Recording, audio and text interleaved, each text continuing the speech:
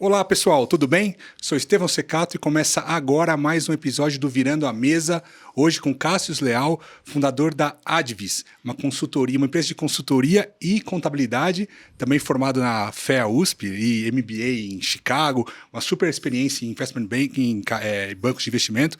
Cássio, muito obrigado pela sua presença no programa. Bem-vindo. Eu que agradeço, Estevão. Muito obrigado pela oportunidade. Muito bom. Cássio, começa contando um pouco. O objetivo do programa é mostrar, né, histórico, né, história de pessoas que já passaram perrengue, né, e saíram do outro lado. E também um pouco da carreira dessas pessoas antes do empreendedorismo, né, antes de montar suas empresas. Então, conta um pouco pra gente da sua história, né, que é, fantástica. Tá, então... Vou tentar ser breve aí. Eu comecei minha vida fazendo escola técnica, porque meu pai disse que eu não teria dinheiro para pagar a faculdade. Fui fazer uma escola técnica em São José dos Campos, chamada ETEP. De lá eu entrei, acabei entrando no ITA, não quis fazer. Meu pai quase me decapitou. Técnica do quê? Você fez técnica do quê? De computação. Computação. E aí não gostei. Acabei entrando na USP, né, fiz administração de empresas, fui trabalhar, na época eu queria trabalhar em banco, que meu sonho, eu venho de uma classe média bem baixa. E aí meu sonho era ganhar dinheiro. Sua família era de São José? Não, eram de Mogi das Cruzes. Eu sou originalmente de Mogi das Cruzes. E aí fui trabalhar, não queria trabalhar em banco, porque era onde, na minha cabeça, né? Onde tinha dinheiro, vou trabalhar onde tem dinheiro, vai ficar perto. Eu fui para investment banking também. O que me convenceu a ir para lá? Eu estava numa feira de carreira na Poli, e aí parou um Jaguar, banquinho bege e tal. O cara deu a palestra, trabalhava no Deutsche Bank. Eu falei, puta, cara, esquece engenharia, eu vou para investment banking. Só que eu não tinha noção nenhuma, assim, eu era muito cru, né? E aí não consegui emprego, fui reprovado em todos os bancos aqui no Brasil. Uhum. Fui reprovado até por caligrafia. Eles faziam um teste antigamente de ver a sua letra, o estilo da sua letra. Aí foi no Banco Real. O Banco Real me reprovou pelo estilo da minha letra. Isso já formado estagiário? Estagiário. Uhum. E aí não conseguia, arrumei meu primeiro emprego no Banco Chaim. Paralelamente eu dava aula particular de matemática para os alunos do Bandeirantes, dava aula para os caras da Poli. E aí comecei. Eu fazia fé de manhã, ou estágio à tarde, ou aula particular, e à noite voltava para Mogi das Cruzes. Cara, uma história, muito legal, uma história muito parecida com a minha. Eu dava aula, eu fazia Poli, dava aula no cursinho no Singular Ângulo e dava aula particular também. E voltava para Santo André. Então muito você legal. Sabe como que é. E até tem uma história legal, porque eu dei aula para um menino uma vez, eu dava muito aula para os meninos do Bandeirantes, e uma vez uma mãe me ligou, naquela época não tinha celular, nada, ela falou, meu filho tá muito mal, ele vai ter uma prova daqui 10 dias de química, você foi muito bem recomendado, você pode dar aula. Eu olhei e falei assim, quanto que ele precisa tirar 9? Falei, quem é a professora? Falou lá, falei, esquece, vai tomar pau. Não, pelo amor de Deus. Bem, resolvi dar aula. Dei 7 dias de aula para ele, 8 horas por dia. Já fez um mês, né? Pô. Bem, no final o menino passou. E daqui a pouco eu vou contar a sequência dessa história. E aí ele passou. Então, quando ele passou, a mãe me falou um monte, me ligou agradecendo, chorando, né? Porque ele tirou a nota mais alta no Bandeirantes de Química no ano, né? De todos os anos, foi 9,8 na época. E, ela me falou um monte. Aí aquilo me fez crescer. Eu falei, vou voltar e buscar meu sonho de trabalhar em banco. Achei o Banco Chaim. E aí comecei a trabalhar no Banco Chaim como estagiário, depois fui progredindo, virei gerente, queria mudar de vida, né? E um dia eu tô vendo uma revista da Exame e eu ganhava muito mal. Que área do banco você estava? Eu estava em crédito, né? E eu ganhava muito mal. É importante passar por crédito no começo da carreira. Então, só depois que você vai entender a importância disso, né? Mas no começo, eu fiz o que eu podia, mas assim, era muito difícil. E aí apareceu uma oportunidade na Merrill Lynch, eu fui... Né, falei assim, antes até, eu vi uma revista da Exame falando sobre MBAs, né, o quanto que eles podiam trabalhar em banco americano. Tinha aqueles rankings, exatamente. Né? E aí eu falei, cara, é isso que eu quero fazer. Então, vou arrumar primeiro, vou tentar achar um emprego num banco americano. Aí apliquei para estágio na Merrill Lynch, fui reprovado, por causa do meu inglês, que eu não sabia falar inglês. E aí né, assim, falei, caramba, eu preciso dar um jeito. Não tinha dinheiro, meu pai tinha uma dedetizadora, minha mãe era professora. Do quê? Professora primária, assim, né? E ela fez carreira, depois virou diretora de escola e tal. Não, olha, puta, é engraçado. Minha mãe é professora de matemática e virou supervisora de escola também. Então, minha mãe chegou até delegada de ensino. Que legal. E aí eu falei, pô, né, que precisava fazer alguma coisa, tava desesperado, não tinha dinheiro, queria ir embora para fora, precisava aprender inglês, comecei a estudar sozinho, ia na biblioteca. Aí acabei descobrindo que o Rotary dava bolsa de estudos. E aí eu falei, pô, vou aplicar. E aí no dia da entrevista, eu cheguei, foi por Suzano, porque hoje em dia não tinha mais ninguém, não tinha mais vaga, eram 2 candidatos por Rotary. Então dava 1.800 candidatos para 2 vagas dessa bolsa. E aí um dia me chamaram para fazer entrevista em Suzano com o presidente do Rotary de Suzano.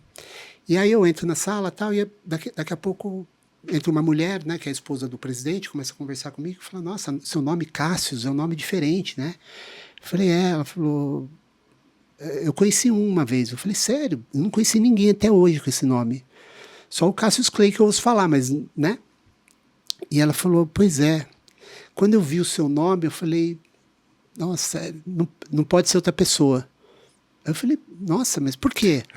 Aí ela falou assim, você não sabe quem eu sou, né? Eu falei, não. Eu sou a mãe do menino que você fez passar no Bandeirantes. Olha só.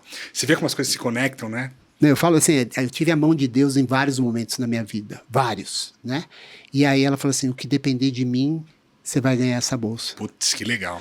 E eu ganhei $22 mil do Rotary Foundation para ir para Berkeley, na Califórnia. Uau, super escola, né? Aí fui para Berkeley, aprendi inglês na raça. E não era MBA ainda, não, né? Era foi um exchange. Um exchange, exato. Aí fiquei lá, falei, pô, agora eu preciso trabalhar, porque só não tenho dinheiro. Eu vou consumir o dinheiro que eu tenho, era o único que eu tinha, vou consumir e não vou conseguir fazer o que eu queria. Aí arrumei um emprego na Bear Stearns, em São Francisco. Porra. E comecei a trabalhar. Foi a minha primeira decepção com o banco de investimento. Né? Eu falei assim, cheguei lá, achei que ia ter um monte de tela de computador e tal. Tinha um telefone e um caderno. Só. Aí o cara falou assim... Não, Pick up the phone and start calling. Exatamente. Pega o telefone e liga. E a hora que o cara se interessar, você passa para mim. Bem Lobo de Wall Street. E era exatamente aquilo. E aí comecei a trabalhar lá em Bear Stearns. Eu entrava às 5 horas da manhã, né? Porque, por causa do fuso. E melhorei no meu inglês e tal. E aí falei, agora eu vou aplicar para Chicago. E o meu chefe foi super legal, fez uma carta de recomendação para mim, para Chicago. E aí eu apliquei para Chicago e entrei. Na Booth, né? Na época não era nem Booth, né? Virou depois, mas entrei em Chicago. E aí fui para Chicago. Que é a escola de vários economistas, né? A escola de Chicago. Eu tive aula, por exemplo, com Milton Friedman, prêmio Nobel, Eugene Fama, prêmio Nobel, Richard Taylor, prêmio Nobel. Então foi super legal. Quem que fez Chicago? Armínio. Tem bastante gente aí que é de lá. E aí, eu passei em Chicago, só que quando eu passei em Chicago, eu tinha $6 mil restante da minha bolsa. E só a tuition... E o tuition é altíssimo lá. Só a tuition era 10 mil naquela época, estou falando 98. Aí voltei para o Brasil, fiz um vaquinha, tentei a Fundação Estudar, não consegui. Consegui o Instituto Ling. Só que a bolsa era para o segundo ano. Consegui um quarter, né? Era para o segundo ano do MBA. Você tinha que pagar o primeiro e... Exato. Aí fiz vaquinha, naquela época tentei, me ofereci para o Bank de Boston. Cara, me paga aqui, eu volto para trabalhar para você. Sim. Ninguém quis. Eu falei, juntei 4 mil. Então tinha 6 mais 4, 10, eu vou pagar. Vai para as cabeças e lá se vira. Então, o que significa lá você se vira? Emprego de caixa, o que for. Então, eu tinha 2 problemas, né? Porque o meu dinheiro dava só para tuition. Então, eu dormia na rodoviária. Caraca! E comia resto de comida do McDonald's. Caramba, meu. Lá nos Estados Unidos eu comia também comida da Salvation Army, essas coisas para sobreviver ali também. Então, e aí foi um ano muito difícil. Caramba, foi o ano inteiro isso? Mas não, foi um pouco menos, porque eu entrei em junho, e aí chegou em setembro, que é quando vem o pessoal do regular MBA normal, né, a turma começa em setembro. A faculdade fez uma parceria com uma universidade na Alemanha e falou... que eles pagariam para quem fosse fazer um exchange na Alemanha. Pagaria passagem, hospedagem e comida. eu pensei, meu, agora? a minha falta de conhecimento de alemão vai doer menos do que a minha dor de estômago. Porque assim, você dormir na rodoviária, um dia você dorme, você vai com aquela malinha, olha, eu vou te falar, é uma experiência dura. Mas é o propósito, né? Você tava e engraçado, porque assim, a focado. mãe dos meus amigos que passaram em Chicago comigo, os caras, a mãe ia lá, ia decorar o apartamento, comprava carro. E eles não faziam nem ideia que todo dia eu ia com a minha malinha, deixava lá na academia, né, fingia como se nada tivesse acontecendo. Falava, não, vamos comer no céu. Hoje eu não posso, eu tenho um compromisso. Eu não tinha dinheiro para nada, para nada. E aí peguei e fui para Alemanha, sem falar alemão. Aí eu falei, não, alemão a gente aprende. Fome é duro. Exato. Fome é difícil. E aí passei 4 meses na Alemanha. Que cidade, ó? Chamava Koblenz. Fica pertinho de Frankfurt. Ali em Mainz, né? E aí fiz lá com a WHU, Wissenschaftliche Hochschule, fiz os meus 4 meses de experiência lá, né, de exchange, e voltei para Chicago. Só que aí, quando eu estava terminando, aí vem a segunda mão de Deus, né? Que eu falo assim, eu tive várias, mas eu estava terminando a Alemanha, acabou meu dinheiro. Aí não tinha mais nada. Não tinha de onde tirar. Naquela época não existia financiamento estudantil, não tinha nada, zero. Liguei para minha mãe uma semana antes, falei, mãe, ferrou. Acabou, vou voltar pro Brasil, assim, meu sonho, vou recompor, arrumar um emprego, vou pedir para trancar e tentar retomar mais para frente. Eu não tenho mais de onde tirar. Minha mãe falou, não, fica, Deus vai te ajudar, Deus vai te ajudar.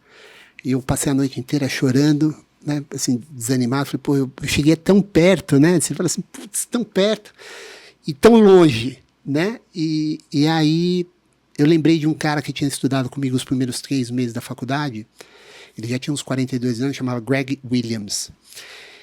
E aí eu, na atitude de desespero, esse cara já era mais velho, ele tinha largado o emprego, porque ele tinha sonho de fazer MBA, foi fazer lá e tal. E aí eu peguei, mandei uma carta para ele. Naquela época um e-mail enorme falando, cara, contando a minha história. Eu falei assim, olha, eu volto para Chicago. Eu lavo as suas roupas, eu cozinho para você, eu faço o que você quiser. Mas eu preciso de um co-signer no empréstimo. E aí, falei, cara, faça o que você quiser. Ele me respondeu no dia seguinte com uma única frase. Ele falou assim, só sua palavra basta. Olha só que legal, hein? Cara, e aí eu voltei para Chicago, peguei o empréstimo do Citibank com o aval dele e consegui terminar meu MBA. Aí eu fui fazer o summer no Deutsche Bank em Londres, porque como eu tinha passado na Alemanha, eles achavam que eu era europeu. E eu não era, né? E não falava, eu só falava inglês e malemar. Aí falava um pouco de alemão. E aí o Deutsche Bank me chamou, fui trabalhar no Deutsche. Aí do Deutsche eu recebi oferta já para voltar para o full time. Voltei, terminei em Chicago. Aí a Merrill Lynch quis me contratar. Aí eu fui lá um dia para entrevista na Merrill Lynch, meu chefe um dia acabou falando assim... Eu trabalhei na Merrill um tempo. Eu trabalhei com um cara chamado Osman Semersi. E aí o Osman, quando soube que eu tinha oferta do Deutsche, com quem você vai trabalhar? Com o Rajiv. Rajiv Misra? Eu falei, Ele falou, não, você vai trabalhar comigo. O Rajiv trabalhava para ele, saiu da Merrill Lynch, porque o Edson Mitchell foi um cara do Deutsche Bank grande. Ele tinha um time inteiro da Merrill Lynch que foi pro Deutsche Bank montar o Deutsche Bank, cara de investment banking do Deutsche Bank. E aí eu acabei ficando na Merrill Lynch, fiquei vários anos lá, e aí... Lá aonde? Em Londres. Eu fui para Londres. E aí aconteceu uma outra cena também super bacana. Eu cheguei em Londres, logo em seguida eu casei com a minha primeira esposa. E aí, passaram 7 meses, eu estava em Londres. Quando você entra por MBA, você tem lá um bônus garantido e tal. Meu chefe um dia chegou na minha sala, eu já tinha ganho, sei lá, 3, 4 milhões de dólares pro banco no período que eu estive lá. Você tava lá? Eu estava em derivativos. Derivativos. Aí ele chegou para mim, quanto você quer ganhar? Eu falei, cara, o que você quiser pagar... Tô topando, né? Eu topo, assim... Não, mas quanto? Eu falei, cara, eu não tenho ideia. Você que sabe, você que é o chefe aí mundial dessa área, o que você falar, eu tô feliz. Aí ele falou assim, quanto você deve? Eu falei, cara, eu devo 88 mil dólares. Lá do Citi. Do Citi. Aí ele falou assim, se eu te pagar os 88 mil dólares, você quita todas as suas dívidas? Eu falei, não. Pô, como não? Eu falei, cara, aqui é 44% de imposto. Mas vou quitar? Fazer 56. Né? Assim, vai ficar 44. Ele falou, beleza. No dia do bônus, ele me chamou junto com o meu chefe, né? Com o meu chefe espanhol, a minha chefe brasileira, e ele que era turco. Falou, ó, cara, a gente gostou muito de você e tal, então a gente vai quitar a sua dívida. E eles me deram 120 mil dólares, quase 130, me dava 88 mil dólares. Certinho. Certinho. Eu peguei aquele dinheiro, tenho o extrato até hoje. Ele entrou na minha conta, no dia seguinte saiu. E eu mandei pro Citibank para pagar a dívida. Eu falei, vou zerar. Então eu falei assim, eu nasci em fevereiro de 2001. Você estava com que idade nessa época? Tava com 30. Nasci, eu falei, agora não deu mais para ninguém, né? Vou começar a minha carreira. E aí mandei as notas promissórias quitadas pro Greg. Uhum. E aí um dia ele me liga e falou, meu, cara, eu recebi isso aqui, o que é isso? É trote? Eu falei, não, por quê? Ele falou, não, eu recebi aqui quitado, tal. Como assim? O que você está fazendo? Você está trabalhando com droga? Eu falei, não, estou na Merrill Lynch, não sei o quê. Ele falou, cara, como você pagou em 6 meses? The difference is Merrill Lynch. Né? Eu falei, cara, eu contei a história. Ele falou, puta, velho, assim, que legal que eu pude te ajudar, ele me falou, né? E aí eu comecei minha carreira lá, depois eu fui pro HSBC, fui montar uma área, fui fazer empreendedorismo dentro de banco de investimento. O HSBC me chamou para montar a área lá de derivativos na Espanha. Eu, quando cheguei lá, nós tínhamos 16 pessoas e faturavam 8 milhões de dólares, todos juntos. Eu sozinho na Merrill Lynch fazia 13. Aí eu falei, putz, isso aqui vai ser um desastre, né? Porque banco, né, 16 pessoas ganhando isso daí. Bem, 4 anos depois, nós éramos em 20 e faturávamos 140 milhões de dólares por ano. 140? É. E aí de lá, né, eu acabei ficando grande dentro do HSBC, e aí a Goldman foi procurar, estava procurando alguém, não achava ninguém que pudesse atender às necessidades dele, e me chamou para trabalhar e voltar para o Brasil e montar a área de derivativos para a América Latina. Quem que era? Era o Ricardo Lacerda que era o presidente? Não, o Ricardo Lacerda ele já tinha saído. Ah. Né? Tava de brasileiro, assim, que vocês talvez conhecem, na época era o Daniel Weinstein, o Antônio Pereira, e na parte de mesa de operações era o André Laporte, que hoje está na Vinland. E aí voltei para o Brasil, meu chefe era um francês, né, em Nova York, eu ia bastante para lá, e eu fui montar aqui as operações de derivativos. E aí eu fiz algumas grandes operações aqui, a dívida conversível mandatória da Minerva, por exemplo, fui eu que montei. Uhum. E aí fiquei vários anos na Goldman, só que, cara, não estava feliz, meu. Mas estava tranquilo. Tava tranquilo, financeiramente, mas assim... Tá tranquilo, mas quer sarna para se coçar, né? Exato. Né? Eu falei assim, eu já passei tanto perrengue, aqui tá fácil demais. Né? Eu quero andar com o pé no fogo, né? Pular de paraquedas sem paraquedas. Né? Eu falei, meu, eu quero mais emoção. E aquilo para mim não atendia meu propósito de vida. Você estava com quantos anos? Quando eu saí da Goldman, eu estava com 45, 44 para 45. E eu fiz uma coisa bem legal quando eu estava na Goldman, junto com o Ricardo Salles e o Davi Peixoto. O Ricardo era um analista meu, e o Davi ele era do Credit Suisse. E eles um dia chegaram na minha sala, né? O Ricardo chegou na minha sala e falou assim, Cássio, eu estou aqui, estou mexendo com uma coisa de educação, achei um menino que ganhou medalha de ouro na UBMEP, e porra, estou querendo ajudar. Falei, cara, aí eu gostei da ideia. Falei, como assim você achou? Cara, não, eu estava querendo ajudar, né? Eu falei, ele fez ITA. Aí eu falei, ele é cearense, né? Não sei se você sabe, 40% do ITA é cearense. Eles estão montando agora um campus lá. Né? Exatamente. O Ceará é nível altíssimo. O Ceará é impressionante. E aí, eu falei, cara, vamos montar uma ONG? E vamos fazer esse negócio bem feito? E ele falou, vamos. E aí a gente montou a Primeira Chance, chama Primeira Chance. Então a gente encontrava alunos que tinham ganho medalha olímpica, ou BMEP, ou BQ, ou BF, tirava esses alunos da escola pública e colocava nos colégios privados mais top do país e dava toda a infra. Que legal, legal. E aí a gente fez isso desde 2011, né? A gente começou lá com o Carlos Alexandre, que depois se formou no ITA. E aí a gente começamos a colocar lá no Farias Brito e no Aritzá, no Ceará. E aí o negócio foi andando, virou 5, virou 10, virou 50, isso é virou 100. retroalimentável, né? Porque as pessoas vão contribuir depois. E aí, como a história é muito legal, a gente acabou trazendo a Fundação Reding Grifo, saiu uma fundação do Beto Sucupira, um monte de gente acha muito legal, porque assim, os alunos, não basta ser inteligente, ele tem que ter uma vontade inexplicável de vencer na vida. Sim. Né? E a gente começou a achar esses meninos e dar corda para eles. E eles foram bombando. Aí a gente acabou depois colocando 4 alunos aqui no INSPER. Dos 10 melhores alunos do INSPER, 4 eram os nossos bolsistas. E aí o pessoal pagava faculdade, pagava do fundo de bolsa. Eu pagava, dava ajuda de custo e ainda dava um apartamento para os 4 morarem. Que legal, chama Primeira Chance. Chama Primeira Chance. E aí, então, o negócio do banco ficou aquela coisa para mim assim, pô, tá, é legal ganhar dinheiro, tá, mas assim... Que mais, né? Que mais? O que você vai deixar para sua vida, né? E aí eu pedi para sair do banco, estava cansado, já tinha me custado 2 casamentos. É porque a demanda é altíssima, a demanda é a sua vida, na verdade. Eu entrava às 7 horas da manhã e saía às 11 da noite, todo dia. Né? Então, assim, não tem relacionamento que consiga perdurar isso daí, né? Então, ganhava bem? Ganhava, mas a que preço? Eu sempre falo para as pessoas, qual é o preço que você está disposto a pagar? Sim. E aí eu falei, cara, não estou feliz, saí, fiquei 2 anos de pai turista, para lá, para cá, cuidando da minha grana e tal. E aí chega uma hora que você fala, meu, o que eu vou fazer? Eu sou novo, né? 40 e poucos anos. Aí eu tive uma ideia. Pô, eu ajudava grandes empresas a resolver problemas regulatórios, contábeis, financeiros, econômicos no geral. Eu falei, pô, e o pequeno? Porque esse cara não tem dinheiro para pagar uma Goldman Sachs. Esse cara é o cara que mais se ferra. Sim. É o cara que tem mais dificuldade. Eu falei, pô, será que não tem um mercado aqui para esses caras? Será que eu não posso ajudar essa turma? E aí, na época, eu falei assim, pô, eu comecei a estudar, falei, pô, tinha uma coisa que eu ia nos Estados Unidos muito, que eu via um desses billboards, tinha lá, 1-800 Lawyer, né, que era, eu falei, cara, vou fazer um negócio desse no Brasil, né, ingenuidade, não pode, porque a OAB não deixa. Aí eu falei, pô, o que eu posso fazer? Aí comecei, aí achei um formato, falei, cara, vou montar um negócio tipo de um seguro jurídico, vou começar a ajudar os pequenos aí dessa forma.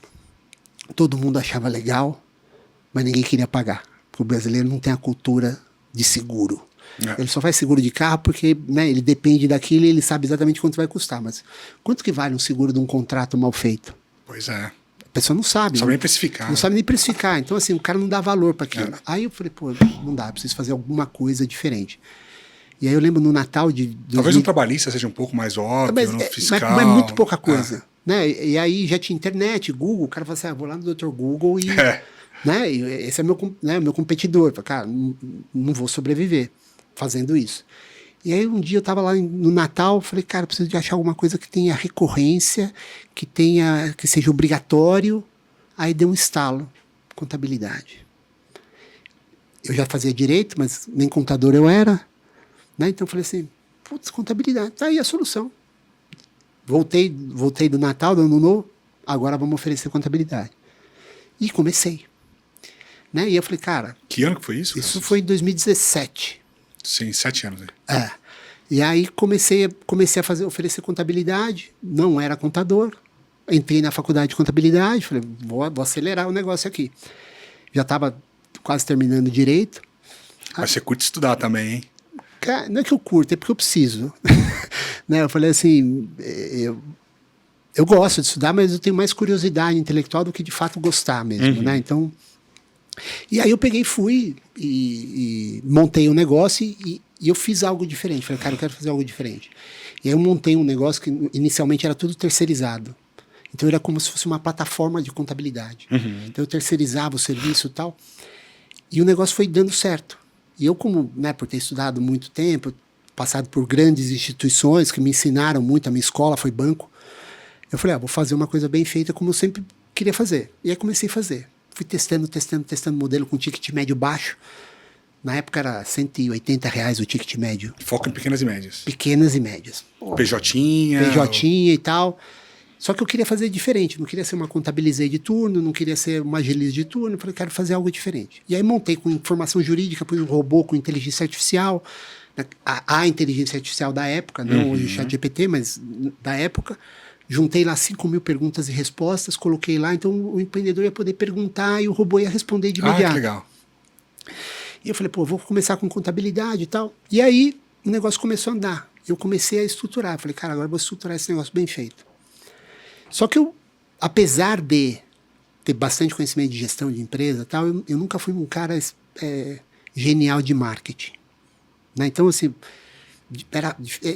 contabilidade é um negócio de confiança, né? Então você precisa no tete-a-tete. É interessante que o cliente ele não sai da sua base, ele é um cliente recorrente, ele só sai da contabilidade se tiver um problema. Se tiver um problema, então o cliente vai ficar décadas com exatamente. você, né? Então é um business legal. É um business super legal. E aí eu falei, cara, está difícil, eu estou andando numa velocidade devagar. será que não tem um jeito mais fácil aqui? Eu não era bom de marketing digital e tal. Eu falei, putz. Aí um dia eu assistia muito programa americano, né? Assisti o Shark Tank. E falei, e assisti o Brasil e assisti o americano. Eu falei, cara, vou me inscrever no Shark Tank. Aí entrei no canal da Sony lá, me inscrevi e comecei a passar as etapas. Aí um dia falaram, ó, você vai gravar. Ah, é? É. Aí eu falei, legal. Isso em final de 2020. Eu fui e gravei o programa. Quem que era a banca, né? Na época era Carol Pfeiffer, João Apolinário, Caíto Maia, Semenzato e Camila Farani. Caramba. E aí entrei e, cara, amassei os caras. Foi super legal, porque assim, eu entrei muito preparado. Mas muito preparado. Quanto tempo você tem lá? Como é que é? Conta aí. Então... Primeiro Shark Tanker que a gente... Porra, legal. Então... Eu achava que o pessoal ficava lá, sei lá, 20 minutos, né? E eles cortam. O programa, cada episódio tem mais ou menos 13 minutos. 12, 13 minutos. O episódio. O seu tempo de tela ali. O seu tempo de tela. E eu falei, cara, sei lá, meia hora, 20 minutos, meia hora e tal. E aí, quando eu entrei, fiquei lá. Quando eu saí, parei de gravar, o cara chegou, o produtor, e falou, sabe quanto tempo você tá aí? Eu falei, não. Ele falou, você tá 1h40. Falando lá com eles? Em pé, falando. E aí ele falou assim... Pra mim não me dizia nada. Eu falei, não sabia se era muito, se era pouco. Ele falou, cara, a média é 40 minutos. Você foi o cara que mais ficou aí dentro, mas com diferença. E aí eu também, na saída, tanto o Caíto Maia quanto a Camila Farani chegaram pra mim e falaram, cara, você foi o empreendedor mais bem preparado que já passou aqui. Você tá num outro nível, você podia sentar com a gente aqui. Então foi super legal ter esse reconhecimento, né? Sim. E todos fizeram oferta. Então eu sou um dos poucos episódios onde os 5 fizeram oferta. Caraca, na época fechei com o João Apolinário. Depois eu mando o link. Tem o link? Tem no YouTube. Depois manda no YouTube. Vamos pegar o link, a gente disponibiliza. E aí, putz, bom... E aquilo pra mim... Mas você fechou com algum deles? Como é que foi? Na época eu fechei com o João. E aí eu também te conto... Fechei, mas no final não andou. Agora, conta o antes, as etapas iniciais, como que era? Você não fala com eles, né? Não. Só fala com eles na hora ali. Você fala com eles na hora. Então, assim, tem uma equipe antes que fica eles vão fazendo filtrando. a filtragem, vai pedindo as informações, você vai colocando, vai passando, agora manda um vídeo, agora preenche o formulário, agora manda outro vídeo. Aí, numa etapa anterior, eles falaram, nós vamos fazer uma mock interview. Então a gente vai fazer aqui, chamamos um consultor do Sebrae e tal, né, um consultor de empreendedorismo, não sei o quê. E aí quando eu entrei na tela, era online naquela época, quando eu entrei, tinha, sei lá, 12 pessoas. Da gente da produção, consultor, e os caras queriam ver como que eu reagia. E aí eu fiz o meu pitch e comecei. E eles começaram... E malhando, né? Malhando. E eu fui respondendo, só que eu fui preparado. Né? Eu não levei aquilo assim, claro, como a maioria das pessoas não sabe número, não sabe... Bem, eu fiz meu dever de casa bem feito. E aí, os caras falaram, ó, legal, você passou, você vai gravar. E aí eu fiquei pensando, falei, cara, quando eu olho o programa do Shark Tank, muitos dos empreendedores apanham porque não sabem os números. Apanham assim de feio. Falei, como que eu vou resolver isso? É estranho, porque os caras veem os programas, eles sabem quem apanham, eles vão lá despreparados. Né? Eu falei, cara, não é possível, você não assiste, né? Você não precisa ser o gênio da lâmpada, é só você assistir, você vai perceber. Bem, aí eu falei, cara, vou fazer diferente. Então, se eu olhar meu programa logo quando eu entro, você vai ver uns cartazes atrás azuis. O público não consegue ver, mas eles que estavam ali conseguiam. Então, né, você vai um dia antes, você prepara os cartazes e tal, e eu coloquei todas as métricas da empresa nos cartazes. Você já estava operando? A empresa já estava 3 anos já. Né, já estava 3 anos, já tinha testado tudo. Falei, agora eu quero visibilidade. E aí foi quando eu quis ir para o Shark Tank. Para alavancar teu marketing. Exatamente. E aí, cara, eu falei para eles, olha, vocês querem discutir isso daqui ou vamos discutir um negócio que é uma mina de ouro? Acabou ali. Mas você falou online isso? Não, isso no dia da gravação é físico. Só que ainda estava na época da pandemia, né? Mas gravado, você gravou, os caras gravaram isso. Gravaram, então eles ficavam assim, você não podia dar mão, você mandava distância, tinha que um dia antes deixar as roupas lá porque eles iam desinfetar. Caraca, tava na coisa da pandemia lá. Tá. Então, mas foi gravado, só que eles ficavam distante. Né, com máscara e tudo bem. Aí, cara, fiquei 1h40 lá. Eles tentaram, assim, achar um erro, assim, um pelo, né? Onde, de todos, o que mais foi crítico, o que mais quis fazer negócio comigo foi o Semenzato. Que é o franqueador, né? O Caíto tinha 900 franquias, o Semenzato tinha 3.000, né? A Carol Pfeiffer tinha lá os traders, a Camila Farani era mais tecnologia e tinha o João. E as pessoas sempre me perguntam, por que você escolheu o João? Porque o João tinha eu sabia que o João tinha um grupo de vendedores muito grande. A Polishop ganhava muito dinheiro fazendo venda online, mas com pequenas lojinhas no Instagram de caras que eram vendedores. Isso aí é... Eu falei, cara, e se eu pejotizar essa turma, eu viro o segundo maior escritório de contabilidade do país, assim, do dia para noite. Por isso eu fui no João. Uhum. O que acabou me desanimando um pouco foi que, na época, eu imaginei que o João ia tocar o negócio comigo lá, né? Que fosse, de fato, estar lá na frente e tal, e não foi. Quem toca os investimentos do João Apolinário é o filho. Tá. Através do fundo dele. E assim... Mas chegou a rolar o investimento? Como então, é que foi? Eles testaram o negócio por 7 meses. Eles não fazem investimento logo de cara? Não, assim, eles fazem a diligência, eles fizeram a diligência e falaram, a gente vai testar o seu negócio, porque é um negócio de serviço, o seu negócio, a gente é mais comércio, queremos testar, testamos. Aí quando ele falou que queria de fato entrar, já tinha passado 1 ano desde o momento que eu tinha gravado, né? Aí eu falei, tá bom, então eu vou fazer o valuation atual com base nos números atuais. Né? Você vai entrar 1 ano atrás. Naquele ano eu tinha crescido 4 vezes de tamanho por conta do programa. Até hoje, assim, um dos maiores captadores de cliente para mim é o programa. Uau. Porque eu sou um dos mais vistos e todo ano eles, né, reprisam. E como eu tive as 5 ofertas, então eu sou um caso que, né, não teve que choradeira, aquelas coisas e tal. Bem enxurrada de cliente pra gente, né? E aí eu falei, cara, não dá para fazer no preço de 1 ano atrás. Assim, né? Ele falou, não, mas eu quero entrar naquele preço. Eu falei, João, então vamos fazer. Você toca a sua vida, eu toco a minha. Mas o que eu queria de fato, eu consegui. Que era a visibilidade. E, cara, só pra você ter uma ideia, eu não tinha ideia da TV aberta. No dia que meu programa veio ao ar, naquele fim de semana, 4 mil pessoas entraram em contato comigo. Agora, você tinha uma outra dor que era conseguir atender todo mundo. Não conseguia. Deixei um monte de gente brava lá. Porque eu falei, vai vir uns 300, né? 400, 4 mil. Cara, o e-mail, assim, eu tava respondendo o e-mail, entrava com 50 uma vez, assim. Eu falei, cara, isso aqui, 4 dias sem dormir, respondendo. E mudou o perfil de empresa que te procurava ou era mesmo pequenas e médias? Entrava desde curioso até muito pequena, cara que era MEI e tal. Hoje a gente mudou o perfil, a gente melhorou o nosso ticket médio. Eu aprendi muito ao longo do tempo também escolher cliente, né? Porque nem todo mundo que é cliente, né? Bom cliente. Então eu fui melhorando a qualidade das empresas, tal, e porque a gente queria de fato fazer uma parceria, né? Não era só simplesmente mandar imposto pro cara pagar.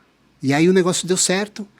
Nesse meio tempo eu fui fazendo outras atividades, né? Eu montei um negócio de tecnologia, com inteligência artificial, né? A gente fica lá em São José dos Campos, chama ensina.ai, super legal, você monta qualquer curso do que você quiser, ele monta para você, ele te dá aula, você pode fazer tipo, escutar via podcast, você pode falar com o tutor e entra um tutor virtual que você tira dúvida, super legal. E aí depois eu acabei montando uma home educacional para faculdades e ADs, né? Então a gente deve terminar esse ano aí com entre 80 e 100 mil alunos e, se Deus quiser, até 2026 ter 700 mil alunos. E como é que funciona? Qual que é o serviço que vocês prestam? Então, na Road, o que a gente faz? A gente traz as faculdades para o negócio, porque assim, o que aconteceu? O mercado de AD foi muito massacrado. Os grandes grupos compraram as pequenas faculdades, as melhores, e deixaram as outras, cerca de 2.000, na berlinda. E esse cara, ele tem que competir com os grandes grupos, ele não tem capital, ele não tem tecnologia. Não tem nome. Ele não tem nome, né? Ele não tem material atualizado. Então, assim, e para os grandes grupos, eles apertam no preço, porque é AD, aperta no preço, porque ele quer só o aluno. E aí ele vai, cara, eu quero o aluno, eu não quero o prédio que o cara tem, eu não quero o passivo trabalhista que o cara tem, o passivo fiscal que o cara tem.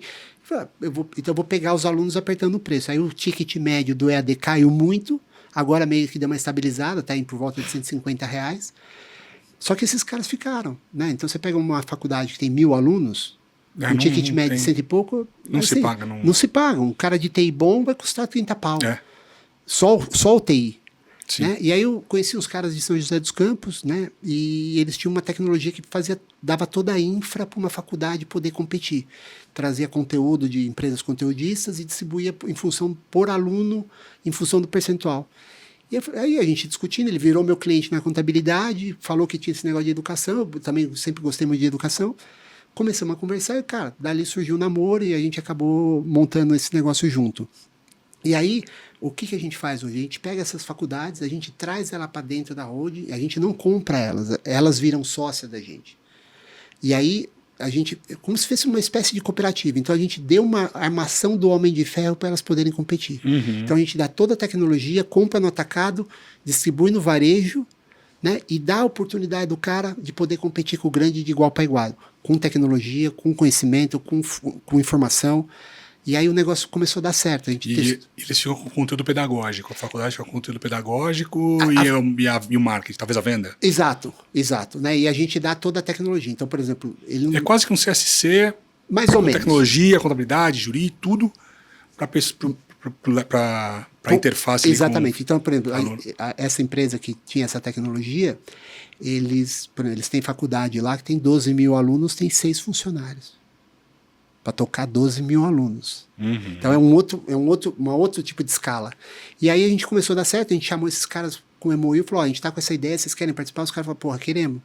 Né, vai ter um cashback agora, vai ter uma oportunidade de amanhã ele vender o grupo, claro, né, sair em bolsa, coisa que ele não poderia sozinho lá jamais chegar. Então a gente padroniza o BPO financeiro e contábil para não acontecer o que aconteceu com a CVC lá atrás, de querer abrir capital e não conseguir por conta de cada franqueadorzinho fazer de um jeito. A gente falou, não, nós vamos controlar. Exato. Então aí a Advis ajuda nesse sentido de manter o padrão das faculdades e aí o negócio está começando a andar. Você está usando IA na contabilidade? Eu uso IA na contabilidade, eu uso IA na educação, eu uso IA para quase tudo. Com essa turma dessa software house que você falou. Mas assim, eu comecei, a gente um ano e pouco atrás, né, a gente começou, quando saiu o ChatGPT, a gente começou a mexer, e aí a gente montou esse negócio do Ensina.ai, né, o Ensina aí. Mas na contabilidade eu já uso bastante, assim, muita coisa, eu pego o relatório, eu peço para o ChatGPT, então você vai criando uma habilidade de escrever o prompt, porque ela só é poderosa, né, o ChatGPT. Você treina ela. Não só se treinar, se você souber fazer a pergunta. Né, esse é o grande truque. Porque se você faz aquela pergunta genérica... Exato. Você vai achar, puta, mas é isso daqui? Agora, quando você aprende a perguntar, aquilo é nervoso. Né? Eu falo que os caras fizeram, de fato, tem que tirar o chapéu, porque é impressionante. Então a gente pega lá vários relatórios complexos, né, de DRE, de balanço, não sei o quê, e fala, cara, analisa aí, levanta os pontos, o que você acha que pode melhorar, o que pode não sei o quê, quais seriam as sugestões. O cara te produz um documento e você fala, dá pro cliente que ele fala. E é super legal. Porque você gera lead até para consultoria. E aí você tem um business de consultoria lá dentro também. Como é que funciona? O que vocês fazem? Então, muito vem pelos próprios clientes, né? Porque a gente pega cliente pequeno, o cara tá crescendo, às vezes ele já tá numa dificuldade, fala, cara, tô com esse problema, tal, a gente tá vendo os números. Falo, cara, eu acho que a gente pode te ajudar aqui. Né? Mas na prática é sempre a mesma coisa. Eu falo, cara, eu vim de derivativos, né? Que era coisa muito complexa, matemática e tal. Mas assim, as regras são basicamente as mesmas. Né? Quando eu fazia swap, que era, né? Eu falava assim, pô, como que é swap? Eu falei, cara, é simples. Valor presente do que você paga tem que ser menor do que o valor presente do que você recebe. Quer saber derivativos? É isso. É isso daí. Você pode pôr lá qualquer, né, payoff e tal, não tem problema. Mas na prática você tem que ganhar mais. Você pode complicar ou não a equação, mas o princípio básico no final, é o mesmo. O PV do que você recebe tem que ser maior do que o PV do que você paga. Mas essa questão é interessante. Eu trabalho com turnaround, reestruturação empresarial. Os problemas são sempre os mesmos. Mesma coisa. As soluções também são as mesmas. Talvez a combinação é sempre diferente. Mas a combinação entre as soluções para aquele problema. Mas é sempre a mesma coisa. Então, você não vai fazer milagre. Não é que você vai tirar uma solução, né, sem salabim, pum, abracadabra. As soluções estão ali. Aí é uma combinação. Essa eu uso mais essa, é o que você falou. As soluções são aquela. A questão é, a gente aqui, o nosso papel é olhar para aquilo e falar assim, qual é a dose, quanto que eu ponho desse remédio, quanto que eu ponho daquele, quanto que eu ponho daquele outro. E aí, esperar que o cara, de fato, tome o remédio. Ô, Cássio, agora, com base na sua experiência fantástica, cara, o que que você que você tem visto de empresários passando por crise, soluções, nos seus 800 clientes, casos típicos aí? Cara, o que eu vejo muito é o empreendedor que ele tem dificuldade de entender que ele não está ali para fazer tudo. Então ele acha que ele é o cara que mais sabe de finanças. É a síndrome do super-herói? É síndrome do super-homem, não é? Ele acha que ele pode fazer marketing, ele acha que ele pode fazer gestão, e ele é ruim na gestão, ele é ruim no financeiro, ele é ruim no contábil, ele é ruim no marketing. Não dá para ser bom em tudo. Né? Não dá. É impossível. Então, e aí o cara vai, aí ele começa a enrolar. E aí ele cria aquela falsa ilusão porque ele vê, né? Então eu vou gastar para ter receita. Então o cara começa a gastar por conta de uma receita que ainda nem virou. Uhum. E a gente sabe, na prática, que assim, gerar receita é muito mais difícil do que gasto. Né? Então eu falo assim, cara, quando eu chego numa empresa, a primeira coisa que eu falo assim, eu pego o DRE lá, linha por linha, e falo assim, o que eu posso reduzir aqui? Ah, isso não dá. Dá. Corta isso. Não, mas acredite em mim, é o que o Elon Musk lá fez com, né, do dia para noite, mandou 80% dos funcionários do Twitter embora e o Twitter continua funcionando. Né? Então, assim, não dá por que não dá? Quem falou para você que não dá? Você acha que não dá. Então, aí quando a gente chega, então a gente tem um manualzinho lá do que tem que fazer. Você começa cortando custo para gerar, porque assim, gerar receita é sempre mais difícil. É bem mais difícil, até porque não depende só de você. Cortar custo é Exatamente, na veia. é você. Então, porque você a receita, se eu aumento minha margem é 10%, eu aumento R$10, é R$1 só que eu ganho. O custo é 1 para 1. Exatamente. Então, cara, é aqui que a gente tem que cortar, mas eu preciso disso. Vai precisar de outra forma. Então a gente olha até, por exemplo, precisa mudar o plano de internet. Sim. Pô, mas eu pago R$200, vai pagar R$100. É R$100. R$100. Né? Uma das coisas que eu aprendi em banco é dinheiro não aceita desaforo. Então R$100 é R$100. Você não pode falar, só R$100. Como só R$100? É porque de 100 em 100, né? Daqui a pouco é 1.000, 2.000, Então, 3.000. E exatamente. O cara... Eu peguei uma agência de publicidade que no primeiro mês que eu fiquei lá, a gente reduziu R$100 mil o custo fixo dela.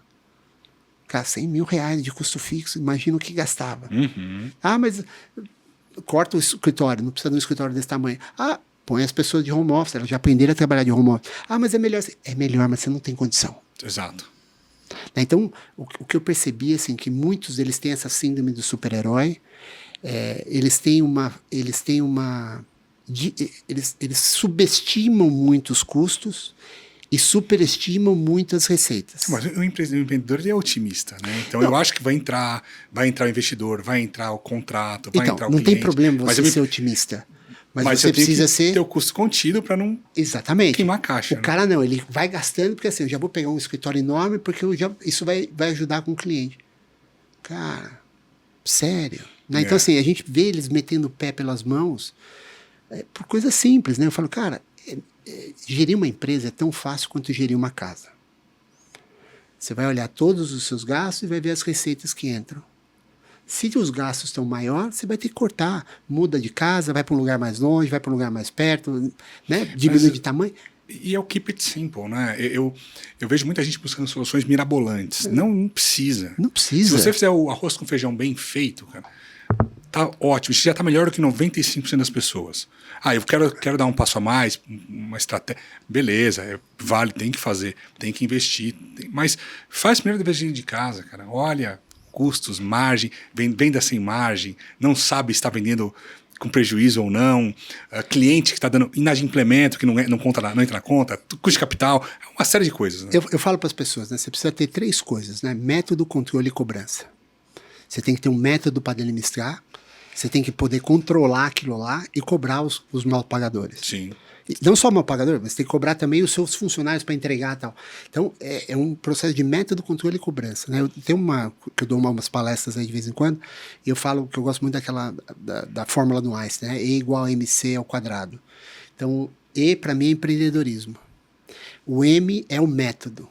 O C ao quadrado é controle e cobrança. Que legal, legal. E aí eu falo que aquilo, assim, o poder do E igual a MC ao quadrado, ele é tão grande que um pequeno...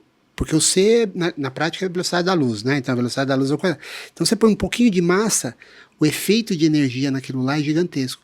O empreendedorismo é mesmo. Se você tiver o método, o controle e a cobrança, aquilo te dá uma alavancagem muito grande. Então você precisa criar os métodos, você precisa do checks and balances, assim.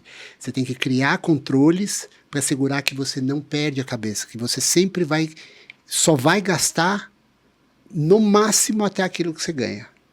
Então você precisa mudar a mentalidade do cara, né? E essa é uma parte difícil da maioria das pessoas. Mas quando você chega, assim, é engraçado que você fala o óbvio, o cara acha que você é o gênio da lâmpada. E não é. Né? Assim, cara, isso é óbvio, corta gasto. Né? Só que você tem que ter a coragem, e aí tem alguns empreendedores que têm, outros não têm, né? O cara segue naquela dinâmica e fala, cara, então eu tô aqui para te ajudar, mas eu não posso querer por você. Exato, não dá para querer mais do que o cliente. Né? Eu não posso querer por você. Eu sempre falo assim, se não tá doendo o suficiente, você não vai fazer. O cara só faz quando tá doendo demais. Quando aí, chegou o banco, bateu lá na porta, a escola falou que me ameaçou não deixar o aluno entrar, aí a água subiu e ele falou, eu preciso fazer alguma coisa. Mas eu acho que algumas pessoas precisam ter esses choques, às vezes, na vida para se tocarem de que talvez elas estejam no caminho errado. Né? E às vezes, esse choque, num determinado momento da vida, ou em determinados momentos da vida, ele vai impedir um problema muito maior no futuro. Então, é legal, às vezes a gente fala, começa a empreende no começo da carreira, dá cabeçada quanto mais rápido, melhor, porque você vai errar logo no começo, você vai aprender a frustração de perder, e eu acho que é importante isso, você ter esses momentos de, às vezes, perder tudo mesmo e se reinventar. No seu caso, por exemplo, sair de uma carreira de executivo para se reinventar, porque nesses momentos você se torna uma pessoa melhor, um empreendedor melhor, né, um profissional melhor, talvez até psicologicamente mais preparado para adversidades futuras. A gente está falando de crise, estava dando uma live sobre crise essa semana. Eu mapeei, a gente vive crise há 2000 e tantos anos, crise financeira. Não é surpresa. Não deveria crise. ser. Há 2000 anos que você vive crise, que a gente vive crise. Aí o cara fala, mas você não está preparado. Cara, mas pelo amor de Deus, assim, não precisa ser um gênio. A gente sabe, vai ter crise ano que vem, vai ter crise outro ano. As crises a gente só percebe quando influenciam nossas vidas. Mas tem crise o tempo inteiro. Então, assim, a pessoa achar que foi uma surpresa, ou eu não estava preparado para... Primeiro, é uma falta de preparo e até um desrespeito com ela mesma, um desrespeito com a família dela. Né? Não é? Uma vez um sócio meu estava falando, esse negócio do call, lembra? Pick up the phone and start calling. O cara ele estava reclamando, eu consegui um cliente só essa semana. Falei, quantas ligações você fez? Fiz 5. Eu falei, cara, pelo amor de Deus, você não está sendo desonesto comigo. Eu tenho outros 30 projetos. Eu que tenho 30 projetos, fiz umas 100 ligações essa semana. Você fez 5. Você está desonesto com a sua esposa e com seus filhos. Não é comigo. Né? Então você não quer o suficiente. Né? E não dá para querer mais do que a pessoa. Exato. Então, assim, o que eu aprendi, acho que ao longo do empreendedorismo, eu sempre tento trazer as pessoas que trabalham para mim, assim, cara, eu tô aqui para te ajudar a tirar as pedras do seu caminho. Né? Eu tô disposto a fazer tudo por você, exceto a sua parte. Exato. Isso aí. Né? Então, assim, e aí quando a pessoa entende... Né, e a gente encontra empreendedor que o cara, às vezes ele não tinha conhecimento, né? Ele começa meio que como vendedor de produto, ele monta uma empresa, mas ele é um vendedor de produto, ele não tem uma empresa. E aí ele mete o pé pelas mãos, então aí você vai, o cara, é assim que faz, o cara entende, fala, beleza, vamos fazer, e aí você vê que a empresa... Né, o cara tem que querer. Mas isso como proposta é super legal. Imagina, eu fico pensando, eu tô com 42 anos, vou me aposentar com 80, eu tenho mais 40 anos de estrada. Imagina a gente fazendo um trabalho sério, tanto de gente legal que a gente vai conhecer ao longo da carreira, o tanto de pessoas que, tinham empresas com dificuldade, que se reestruturaram, se ergueram, quantos empregos salvos, no seu caso, 800 pessoas, 800... Quantas famílias, né, impactadas, né? Isso é super legal. Eu olho para isso e eu falo assim, né, quando eu olhava para a minha experiência de banco, eu olho para o que eu faço, eu falo, cara, hoje eu me encontrei como é muito ser mais humano, real, né? É muito mais real. A como economia ser real. humano. Né? Assim, eu vejo o impacto do meu trabalho, assim, imediato. Sim. Né? Então eu vejo que quando eu pego um cara que eu ajudei ele a reestruturar o negócio, né? E a contabilidade está bem hoje, e eu como tenho uma experiência diferente, às vezes ele fala, cara, tu entrando um investidor, o que você acha? Eu falo, cara, olha, cuidado com essa cláusula, cuidado com aquilo, presta atenção nisso, né? Que ele não teria isso, ele provavelmente passaria um perrengue muito grande lá na frente, Cara, então a gente pode ajudar assim na veia. E aí os clientes são muito gratos por isso, né? Então, hoje eu olho para mim e falo assim, que legado que eu queria deixar. É exatamente isso. Eu queria transformar o mundo. Ah, eu não posso transformar o mundo? Não, mas eu vou transformar o que eu posso transformar. Exato, faz bem feito ali o que você pode Mário ser, Sérgio você tem condições. O Mário Sérgio Cortella fala uma frase que eu gosto muito, faça o seu melhor na condição que você tem, até que você tenha condições melhores de fazer melhor ainda. Legal. Né? Então, para mim, isso é uma coisa fundamental. Então, sempre que eu posso ajudar, eu ajudo. Se a gente puder deixar o que a gente estiver mexendo melhor do que o que a gente encontrou, já é sucesso. Né? Já é sucesso. Né? Então, hoje, graças a Deus, eu tenho uma vida super feliz, assim, comparado com a que eu tinha no banco. O banco eu tinha, financeiramente, era espetacular, mas assim, só que hoje eu vejo de fato. Né, eu posso ajudar, eu vejo na prática o que é poder ajudar e transformar e ajudar as pessoas a progredir, a prosperarem. Né? Prosperar não é só no sentido financeiro. Então, para mim, hoje, minha vida deu uma guinada, eu tenho uma qualidade de vida muito melhor, trabalho muito, porque eu gosto de trabalhar. Mas você trabalha com prazer, mas não é trabalho. Né? Eu falo para as pessoas acham que é trabalho. E a minha mulher fala, não, isso aqui para mim não é trabalho.